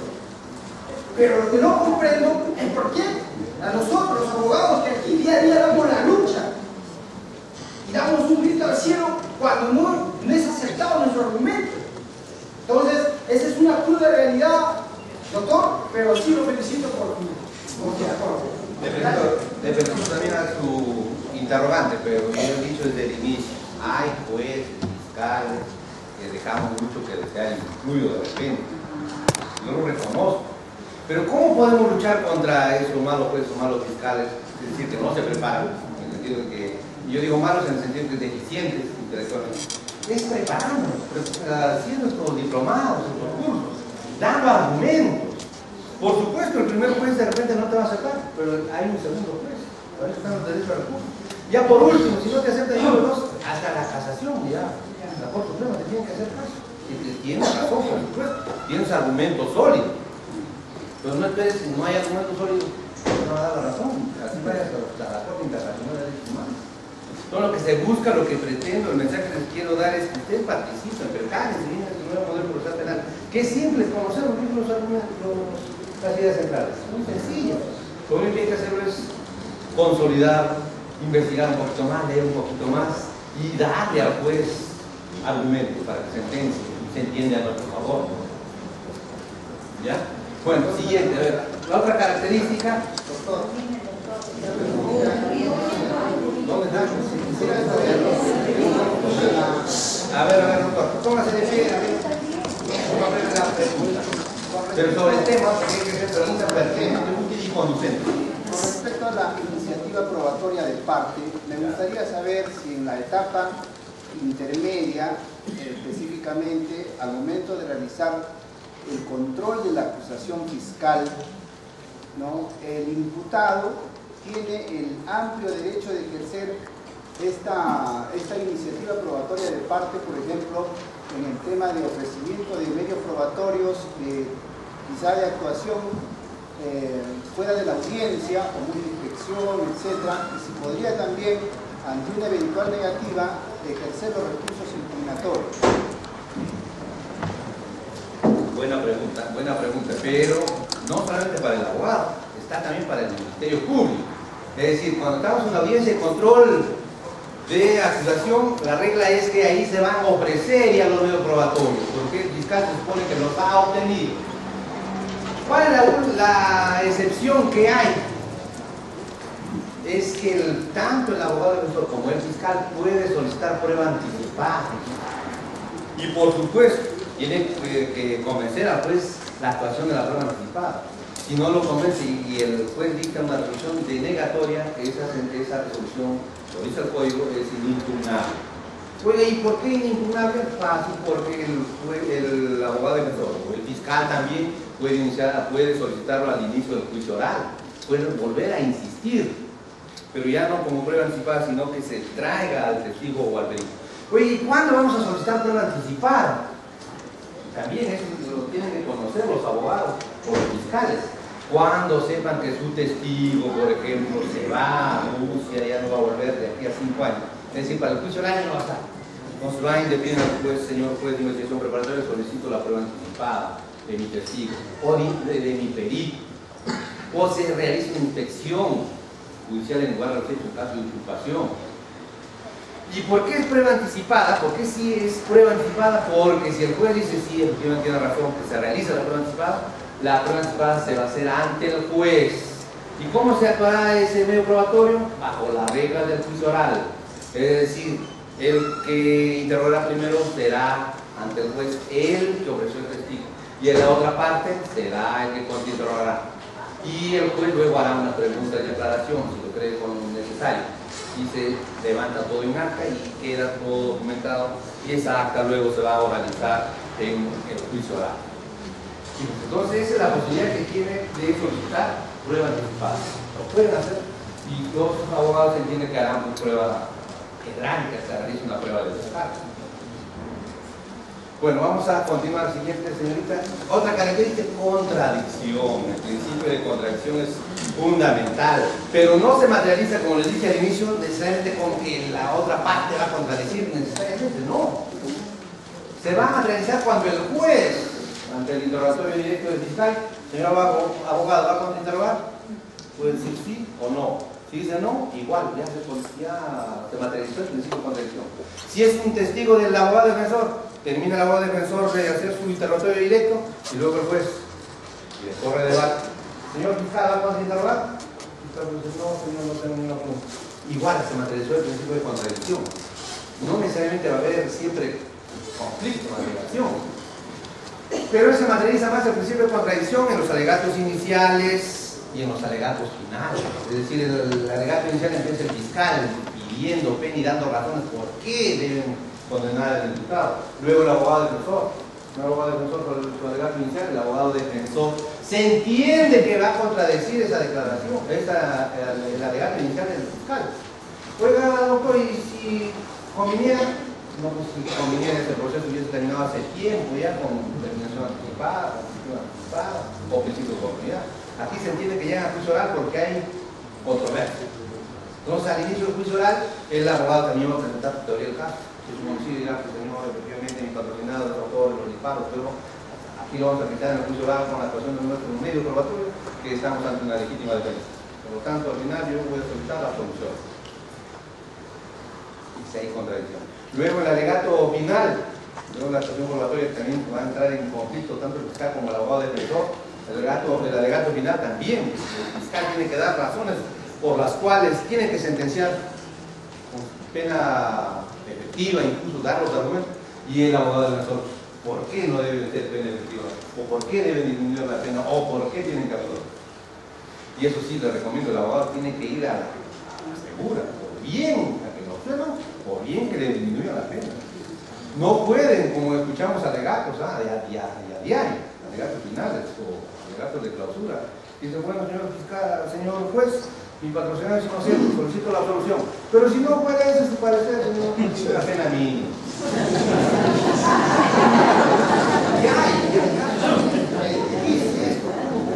¿Dónde se ha corregido este abogado? En Lima no creo. Bueno, entonces ese es el principio de contradicción. El otro principio de oralidad, y esto vale para decirle lo siguiente: si viene siendo el proceso, empezando, las audiencias se inician por escrito, por ejemplo, la prisión preventiva, el fiscal tiene que presentar un escrito fundamentado. ¿Por qué debe dar la prisión preventiva? Y ese escrito genera la audiencia. Igual, el juicio oral se genera a raíz de ¿qué? De una acusación por escrito, unas acusaciones de corrupción de 100 páginas, pero esa acusación escrita genera, ¿qué genera? El juicio oral, el inicio del juicio oral. Entonces aquí, pero ¿y servirá sus escritos? Solamente sirve para generar las audiencias, porque lo que va a servir necesariamente para resolver el caso ya es que sea verbalizado, oralizado. Y aquí la pregunta es, el Código Procesal Penal habla de oralización. Y muchos jueces, y esto les doy para recordarles a ustedes o darles una idea, muchos jueces lo entienden que oralizar significa aprenderse de memoria todo. No, no es eso. Tú puedes preparar, y lo recomiendo, que ustedes sus alegatos iniciales, sus alegatos finales, lo preparen por escrito. No se conviene en la memoria. La memoria es práctica. Prepárenlo por escrito, hagan sus fichas, hagan sus diapositivas incluso, y hagan su alegato inicial. Y lean si es necesario. Y si algún juez le dice, doctor, usted tiene que realizar, doctor, eso estoy haciendo.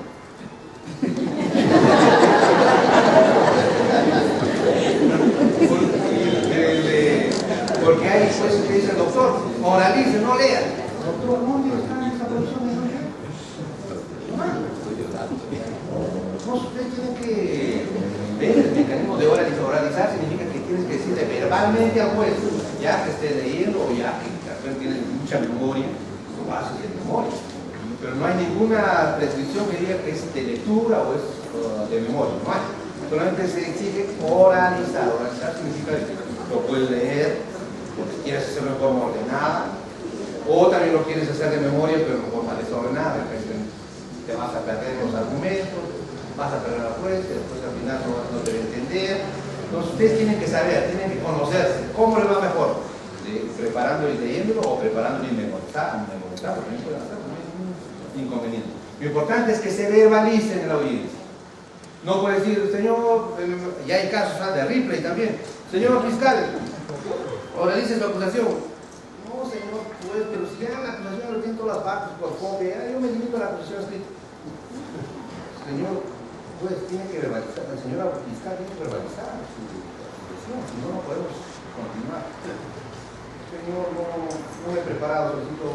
Tiene que ser un buen fiscal y solicitar la suspensión de la audiencia por el técnico para que se le pague. Igual el abogado defensor. Si ustedes recién han cogido el caso, por ejemplo, lo primero que tienen que hacer, señor juez, recién he tomado el caso. Por lo tanto, necesito un tiempo prudencial para preparar mi defensa. Y el buen juez le tiene que conceder. Porque si no, ustedes simplemente se retiran, porque no pueden estar ahí sin haberse preparado previamente.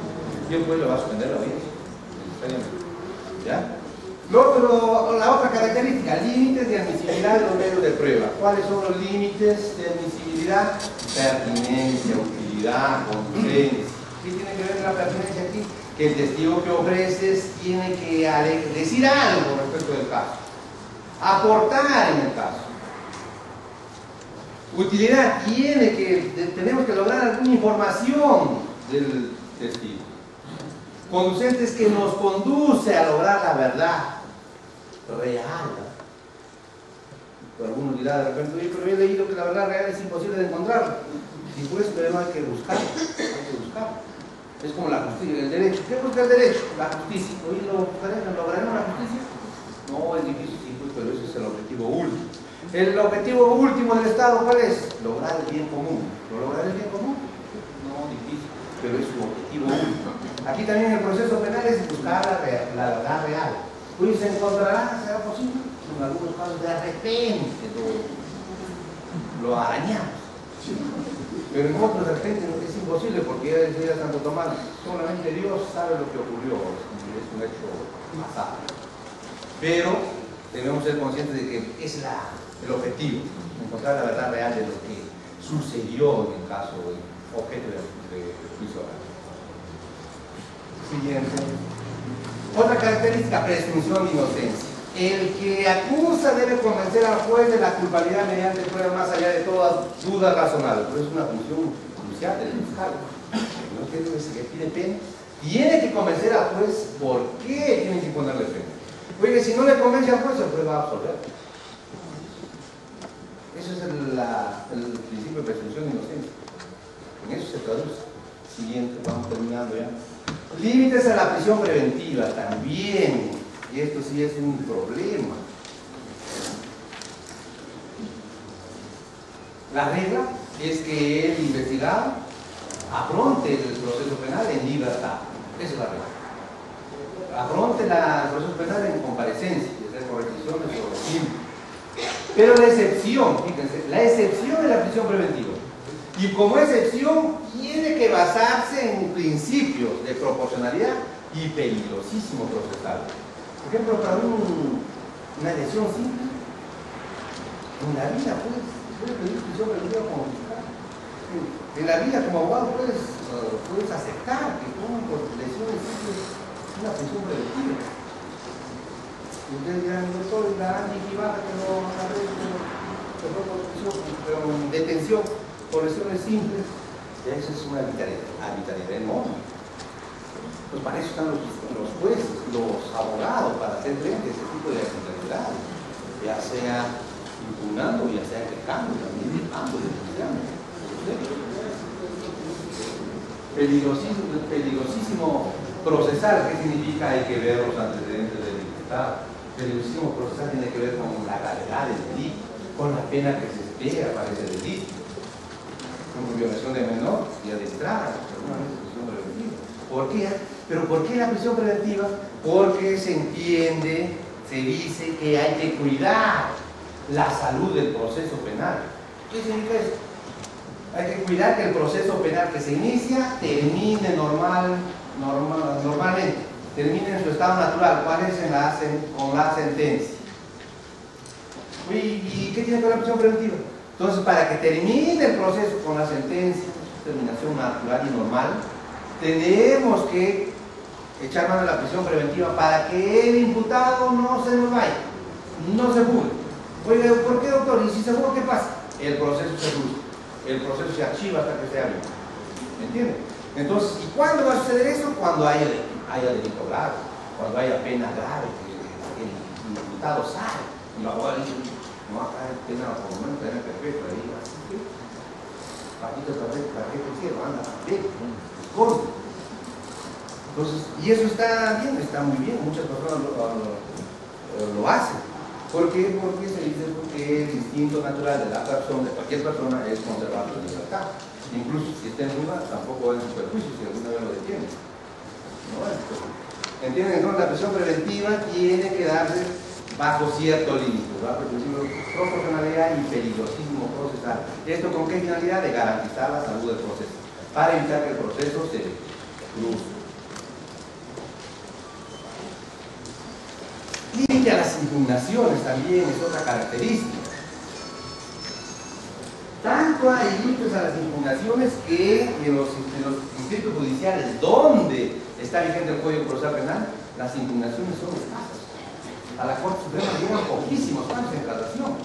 Y mucho más en casación es difícil porque aquí ya, por medio de la casación ya no se va a discutir sobre la prueba, la valoración de la prueba, no. Solamente se discute la buena o mala aplicación de la ley, que sea procesal penal o sustantivo. Para eso es la casación. Por eso se dice que el recurso impugnatorio de casación es un recurso extraordinario. ¿Por qué? Porque se entiende que la apelación es la última instancia.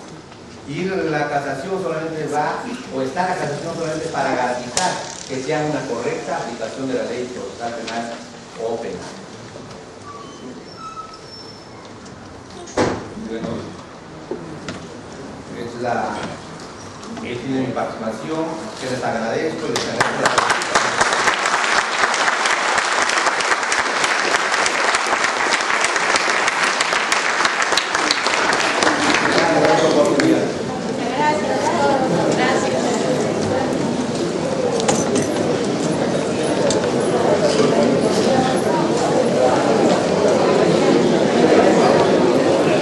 Perdón, voy a pasar.